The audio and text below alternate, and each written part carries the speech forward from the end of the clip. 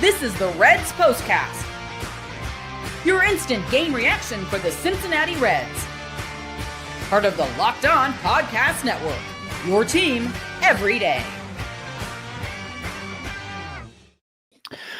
Good evening, Reds fans, and welcome to another edition of the POSTCAST. I'm Tim Daniel. I am a lifelong Cincinnati Reds fan. I've been podcasting about this team for 5 years at publications such as Late Night Reds and The Riverfront. And if you, for some godforsaken reason, want to hang out with me tonight to talk about this game, thanks. I appreciate it, but I barely even want to talk about this game. It's the Cincinnati Reds get flat out humiliated at PNC Park by the lowly, disgusting, terribly embarrassing Pittsburgh Pirates by a touchdown tonight, 7-0.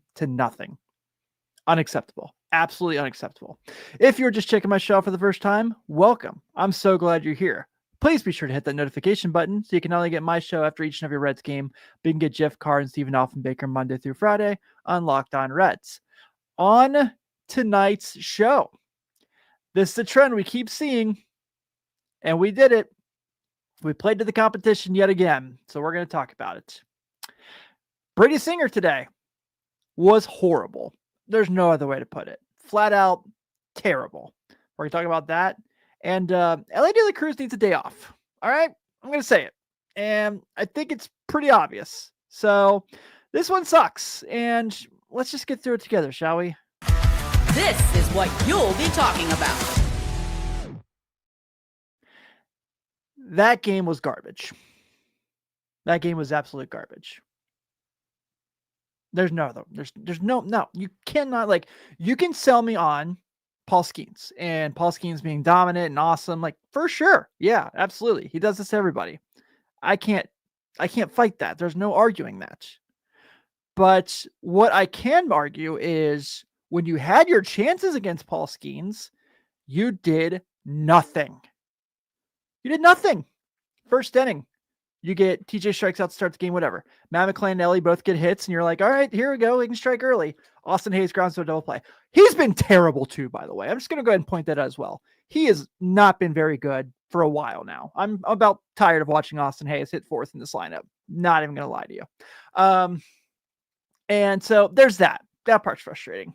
And then there's later on in the game, there's multiple times they have two runners on and can't put anything together. It's just so frustrating because it's the freaking Pirates. It's the Pirates. And I get it. Paul Skenes is on the hill and he throws 6 shutout innings. He's a dude. He's awesome. But every chance the Reds had today to make something happen, they can't do it. 0 for 5 today, runners in scoring position. Can't have it. You cannot have it. At this point, you had 9 hits tonight and you couldn't get a guy in? What are you doing? What is the game plan here? What is the process offensively that you're trying to make happen here? Because you're not doing it. And you're not doing it in games that you need. You've seen this happen now 3 times in the last 4 years where you've been somewhere in earshot range of making a postseason run and you lose crappy games like this in August. Happened last year, happened the year before that, happened in 21. We don't even talk about 22. Everyone knows what that was. That was the worst year probably of most of our Reds lifetime fandoms. But these games are unacceptable. They're even more unacceptable when you have 9 hits and you can't get one guy across the plate. One guy.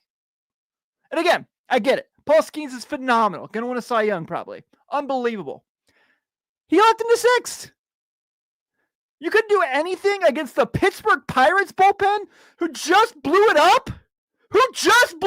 You couldn't do anything against them? This is crap. This is embarrassing. This is a joke. It's a flat-out joke that the Reds played like this tonight. Unbelievable. So, literally, the Pirates bullpen through the last 3 innings, the Reds got 2 hits on them. 2. Can't have it. Cannot have it. All the respect in the world for how good Paul Skenes is. Unbelievable. Cannot wait till he's not a Pirate. Can't play like he played tonight. Absolutely cannot play like he played tonight. I mean, look, Gavin Lux had 3 hits tonight. He was really good. Everyone else, I mean, TJ Friedl was good too. Matt McClain did have 2 hits. He beat out an infield single. That was nice. Unacceptable performance tonight. Unacceptable performance. You can't have it. And the thing is, what are you going to do? Like, you can't have another 83-79 season and think like this is going to be okay at this point. You can't do it. John said it tonight on the broadcast. They're now 14-16 on this season against the 5 worst records in baseball. That includes sweeping the Pirates in April and winning 5 out of 6 against the Rockies. These are teams you have to beat. These are teams you like. We see it. We've seen it now. This thing where like everyone says like there's not, it's just coincidental. It's not coincidental anymore. It's not a trend. This is who they are. They find a way to play really well against really good teams, and they take it off against the bad teams. I'm sick of it. You need to figure out a way to beat teams that you are significantly better than. A team that literally just traded away a ton of their roster that like national experts are making fun of and like, oh, they're kind of got Rockies energy. And you go out there and you lay an egg and lose by a touchdown. You walk Henry Davis twice? Henry Davis. He's like worse than Nick Senzel as a top 2 pick in the draft, by the way. One ad. He had 2 hits tonight and a homer. So no, he didn't walk. But Andrew McCutchen at like 97 years old gets 4 walks tonight? Are you kidding me? Just bad baseball. Absolutely bad baseball. Unacceptable baseball for a team that's trying to be a postseason contender. Unprofessional. Absolutely unacceptable how they played tonight. And Brady Singer contributed a huge part to that. I cannot be more disappointed in Brady Singer and how he pitched tonight. We'll get to that here right after this.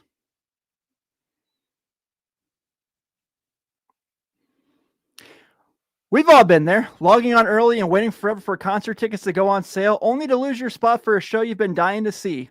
Live music should be all about making memories, not dealing with the stress of ticking shopping, and that's where Gametime comes in.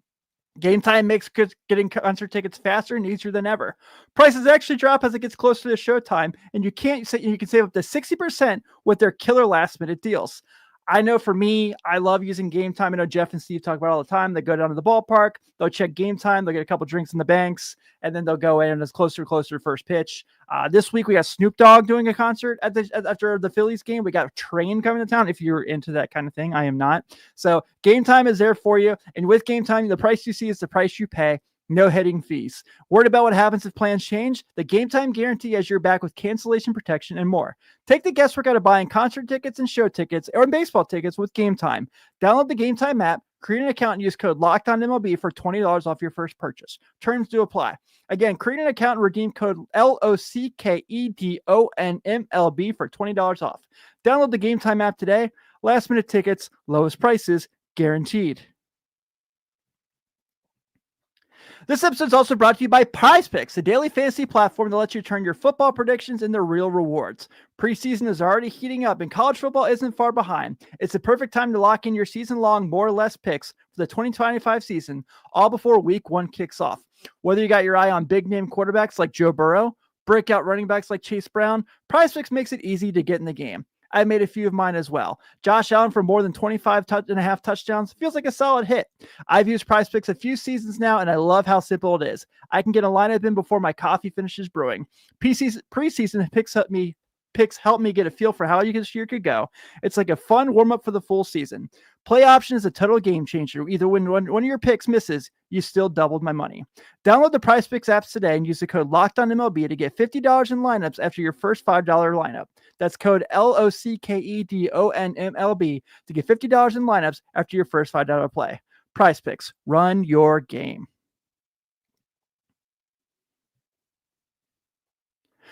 Want to give a shout out to the everydayers here on the postcast as we are spending some time tonight talking about the Reds being terrible.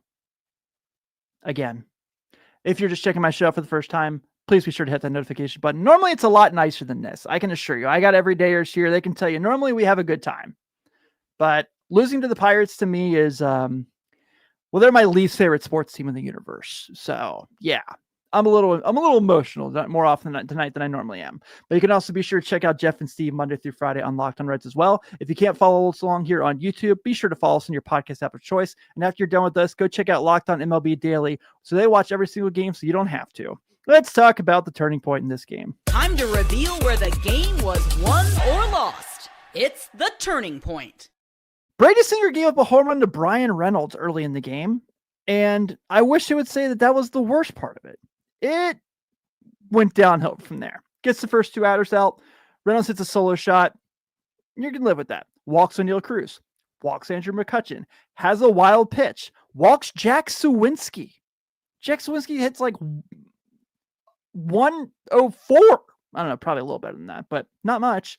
Jared Triolo. Did anyone know that name before this game? Gets a single and a ground ball. And then Henry Davis does pop out. So that was your first thing. And I'm just using this to the point to say that what Brady Singer did tonight was terrible. How many times was he behind in the count and having to punch up? How many times was he putting guys on the bases that are literally hitting less than the Mendoza line by like a long shot at that? Not like 184, not even like 188, like literally like. So Jack Suwinski got a walk. He's hitting 113. Triolo got a hit. He's hitting 176. Henry Davis hit a homer. He's hitting 172. These are the guys that are beating you. O'Neal Cruz is hitting 208. He's got a 709 OPS. I know batting average is not the be all end all, but for all the people who just care about baseball card stats, that's what you look for. And that's why I use that as an example. We'll go OPSs for my people. So they don't have a single player above league average in OPS right now. Their closest is their second baseman, Nick Gonzalez, who has a 730 OPS. And they just beat the Reds 7-0. They shut the Reds up for the first time since, I think, June. Unbelievable. And Brady Singer was the main reason for that. You can't get out of the 4th inning versus the Pirates. You can't have that. You can't.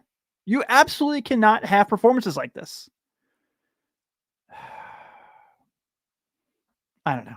I'm really frustrated. And Brent Suter wasn't very good either, but it's hard to be mad at him when he comes in there down, 4-0, and the offense looks lifeless. And he could have been better for sure. I'm not going to let him off the hook completely, but no. Also, this is a game that the Reds really need to win. And it was so bad that they let Yasser Zuleta pitch in this game. Does this face look amused? All our everyday YouTubers here? Unbelievable. Unbelievable. And, guys, we all love Elly De La Cruz, and we're all very high on him, but you can definitely tell fatigue's catching up to him. Let's talk about that after we discuss our Locked On Player of the Game. This is the Locked On Player of the Game. It's got to be Gavin Lux with 3 hits, but TJ Friedl did get another extended 9-game hit streak, so at least those 2 guys showed up. And Matt McClain had 2 hits tonight too. You can say all you want about Matt McClain, because if for some reason you guys just love that he's having a tough year, even though he's hit really well of late, but he did his job tonight. Yeah. So, yeah. And Sam Maul, Josh says it here. What happened to Sam Maul? Why is this a thing where he has just completely forgotten how to be a good pitcher?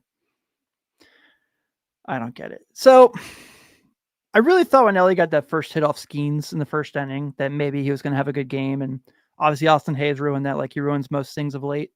And then from there, it just was bad. So 3 strikeouts, has an error. And not like his normal error where it's he just throws it 4,000 miles an hour and it goes through a hole in Spencer Steer's glove like a Looney Tunes cartoon. Just looked like he was just kind of, I wouldn't say he olayed it either. It just seemed like he just couldn't get a grasp on it.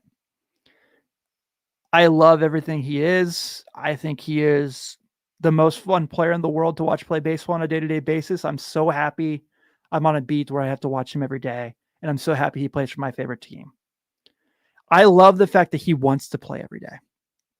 I love the fact that he feels like they are a better team when he's in the lineup every single day. And he's not wrong. But we're at a point right now where he just looks exhausted. He's striking out the late the way he did last year when we would get really irritated with him. Totally opposite from what he was doing earlier in the year. I mean, even last month when he was consistently making contact. He's not drawing walks like he was. He's swinging at pitches out of the zone. If you go on your at-bat app and look at 2 of the strikeouts tonight and you see the pitches that he got called on, that he swung at, you're going to kind of be hurting. He is, without a doubt, just the most fun guy to watch on a day-to-day basis. But he needs to sit down a day. And like I said, I love that when Tito tries to pull him, he fights him on it. And he's like, I need to be in the game. But I feel like they just need a day. They need to give him a day. I don't care if it's tomorrow. I don't care if it's after the road trip. But you don't have an off day for, till next Thursday, till a week from tonight. They can't really afford for him to keep swinging the bat like he has basically since Bristol. They can't do it. They gotta give him a breather.